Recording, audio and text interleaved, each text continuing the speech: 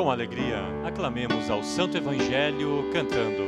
Buscai primeiro o reino de Deus e a sua justiça, e tudo mais vos será acrescentado. Aleluia, aleluia. Não só de pão o homem viverá, mas de toda a palavra que procede da boca de Deus. Aleluia, aleluia. O Senhor esteja convosco. Ele está no meio de nós. Proclamação do Evangelho de Jesus Cristo, segundo Lucas. Glória a vós, Senhor. Naquele tempo, o Senhor escolheu outros 72 discípulos e os enviou 2 a 2 na sua frente, a toda a cidade e lugar onde ele próprio devia ir. E dizia-lhes: a messe é grande, mas os trabalhadores são poucos. Por isso, pedi ao dono da messe que mande trabalhadores para a colheita. Eis que vos envio como cordeiros para o meio de lobos. Não leveis bolsa, nem sacola, nem sandálias. Não cumprimenteis ninguém pelo caminho. Em qualquer casa em que entrardes, dizei primeiro: a paz esteja nesta casa. Se ali morar um amigo da paz, a vossa paz repousará sobre ele. Senão, ela voltará para vós. Permanecei naquela mesma casa, comei e bebei do que tiverem, porque o trabalhador merece o seu salário. Não passeis de casa em casa. Quando entrardes numa casa e fordes bem recebidos, comei o que vos servirem. Curai os doentes que nela houver. E dizei ao povo: o reino de Deus está próximo de vós. Palavra da salvação. Glória a vós, Senhor. Que a palavra de Deus perdoe os nossos pecados. Amém. Chagas abertas, ó coração ferido, sangue de Cristo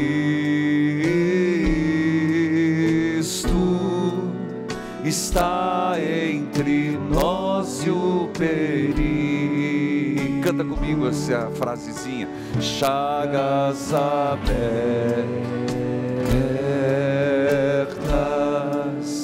ó coração ferido, sangue de Cristo está entre nós e o perigo. Filhos queridos,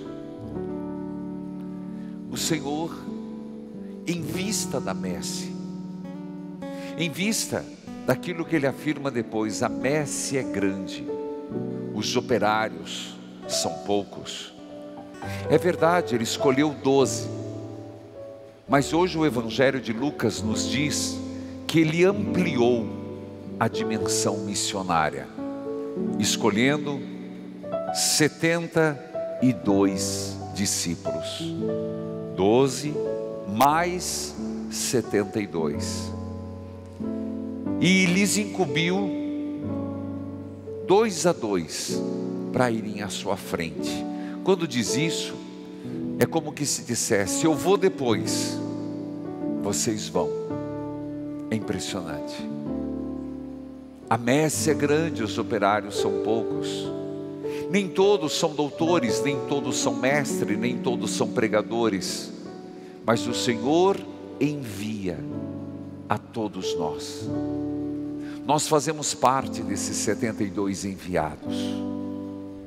É impressionante que nosso Senhor, Redentor nosso Salvador e Redentor na cruz, aqui representado nas santas chagas, neste santuário das santas chagas de Jesus.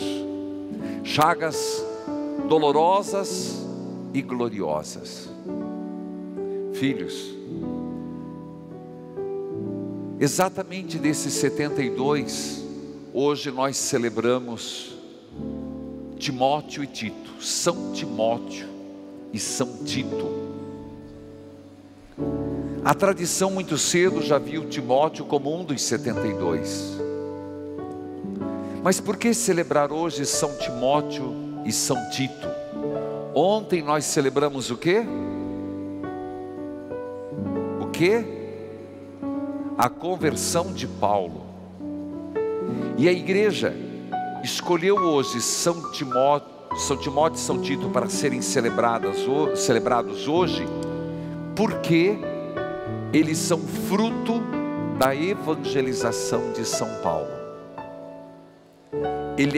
Eles são frutos dessa conversão de Paulo. É interessante, e começo falando de Timóteo, que é mais forte nas suas convicções e na sua ação. Inclusive, a primeira leitura que ouvimos hoje é um trecho da carta de São Paulo a Timóteo. Veja, preste atenção. Quem foi Timóteo? Timóteo, ele veio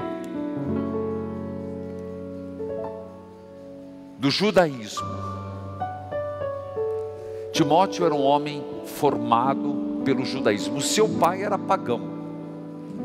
Mas é engraçado que Paulo tinha uma amizade tão grande que nem esqueceu do nome da mãe, Eunice, nem da avó, Lóide. Timóteo, apesar de ser judeu, e foi educado como um judeu, era um meio passo, até que um dia, Timóteo, sua mãe Eunice e Lóide, sua avó, foram a uma pregação de São Paulo. Olha que coisa linda. E quando Paulo, apóstolo, aquele que falava com convicção, que fez a experiência de Jesus, lembra? A experiência pessoal com o Cristo, ele falou com tanto ardor, com tanta convicção, que Timóteo, sua mãe, sua avó, se tornaram cristãos e foram batizados. Timóteo tinha aproximadamente 20 anos, tanto que numa das cartas, Paulo vai dizer assim: olha, ele é muito jovem, mas que isso não seja motivo de não escutá-lo. E tu, Timóteo, te tornes um homem irrepreensível. E de fato foi.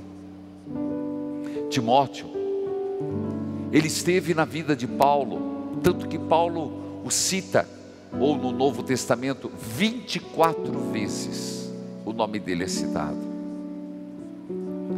Ele foi muito presente na vida de Paulo, fruto da evangelização.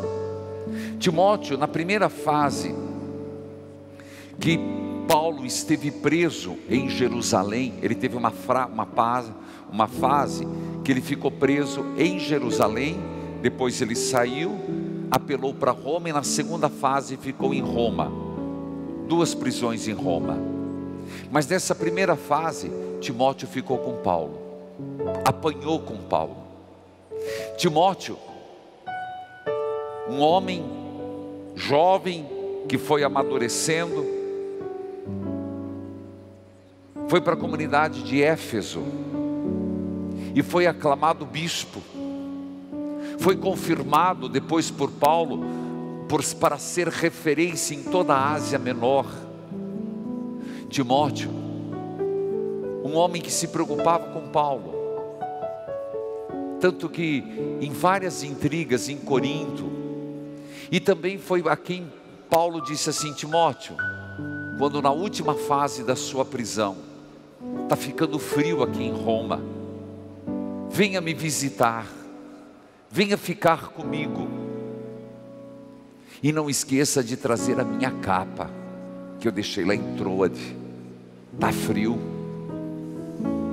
É impressionante essa intimidade que Paulo tinha com Timóteo.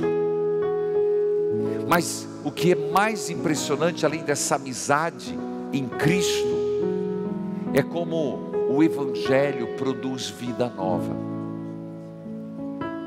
São Timóteo morreu porque, segundo os escritos e a tradição, eles iam fazer uma grande festa a uma deusa, Diana. E Timóteo foi e disse: essa festa que vocês vão fazer é uma festa que não tem sentido algum. Ele foi apedrejado e morto também por pauladas. Meus irmãos, seguir Jesus Cristo é isso, é dar a própria vida. A messe é grande, os operários são poucos. Pedi, pois, ao Senhor da messe que mande operários para a messe. Paulo, fruto do encontro com Jesus, gerou Timóteo, não biologicamente, mas gerou para a graça. Eu te pergunto, a messe continua grande mais do que nunca. A messe é grande e nós somos esses 72 enviados. Também se celebra Tito. Tito aparece menos. Timóteo Paulo escreveu 2 cartas, a Tito escreveu 1. Tito aparece menos, mas não quer dizer que seja menos importante. Tito não veio do judaísmo, ele era pagão e se converteu, tanto que os estudos mostram que Tito foi aquele que Paulo não circuncidou, para dar o exemplo que não era preciso passar pela circuncisão para chegar ao cristianismo. Mas Tito foi um homem também de muita confiança. Quando Paulo precisou mandar uma grande coleta para Jerusalém, ele mandou Tito, que participou do concílio de Jerusalém. Tito foi aquele que foi apaziguar o ânimo da comunidade de Corinto contra Paulo. Nós precisamos de pessoas. O que eu quero dizer, e eu comecei num determinado momento, nem todos são apóstolos, nem todos são doutores, nem todos são profetas, nem todos somos iguais. Mas quando se trata desse corpo místico da igreja, como o corpo precisa do pé, do ouvido, da mão, do braço, e todos os órgãos são importantes, nessa igreja nós temos o nosso lugar reservado. Eu contei um pouco de Timóteo, contei um pouco de Tito, lembramos de Paulo, e perceba como cada um ajudou como pôde, do jeito que pôde. E a pergunta é, como igreja, como parte desses 72, o que eu estou ajudando a fazer com que a igreja seja mais viva? Qual é a parcela da minha contribuição? E se pergunte, para que a igreja seja mais presença no mundo, onde eu vivo, usando a palavra, onde eu estou sendo esse tentáculo, essa extensão da igreja no mundo. Timóteo não morreu martirizado, provavelmente morreu mais ou menos com 94 anos em Troade, onde ele também foi bispo. Portanto, aqui nós temos dois grandes santos que remontam ao início da igreja, formas diferentes de servir a Deus. Qual é a tua forma? O que você está contribuindo para Jesus Cristo, para o reino? Como eu estou contribuindo, como você está contribuindo? Repito, ninguém precisa copiar um jeito do outro. Cada um contribui naquilo que lhe é possível e está ao seu alcance, mas há de contribuir. Filhos queridos, nesse sentido, eu acredito muito que tudo brota da palavra e de um encontro com Jesus. É nesse sentido que nós temos essa devoção, Jesus das Santas Chagas. Por isso, foi feita a capelinha que percorre casas, cidades. Em cada capelinha existe 1 Pedro capítulo 2, versículo 24. Por suas chagas fomos curados. Repita comigo. Por suas chagas fomos curados. Mais uma vez. Por suas chagas fomos curados. Essas capelinhas que estão presentes no Brasil, mais de 6.000 capelinhas, em todos os 26 estados, em todos, uns mais, outros menos, e Distrito Federal, e em vários países do mundo. O que se quer?